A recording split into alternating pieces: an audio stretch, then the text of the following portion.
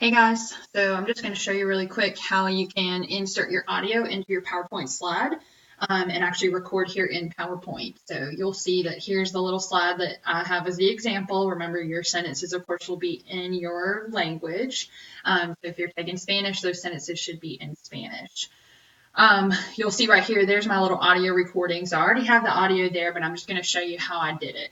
So when you're in PowerPoint, you have all these little things across the top. When you click Insert, you will see over on the right something that says Audio. So when you click right here on Audio, you can get an audio file you have on your PC, or you can actually record. So I'm going to show you, I think this is easier because then it's just the one step. So when you click Record Audio, you're just going to name it whatever you want to. So you could put like project sentences or introduction project, whatever you want to put. I'm just going to leave it like that for now.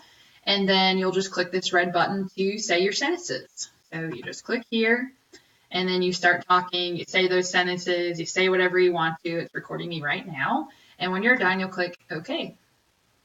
Then it will pop up as this.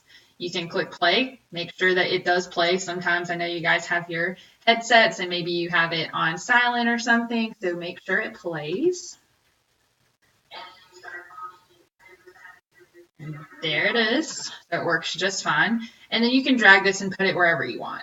Okay, so when you see the slide, it's just going to show you this little part. This is just here for you, but you can move it out of the way because remember your teacher will be grading it. So put it somewhere that we can see it, okay? And there it is. You could even make another slide and say audio recording and put it there. It's up to you how you want to do this. Then when you click save, it'll be there next time and you're good to go. And you have both your written and your spoken sentences all here together in the file. So if you have any questions about that, please reach out to your teacher.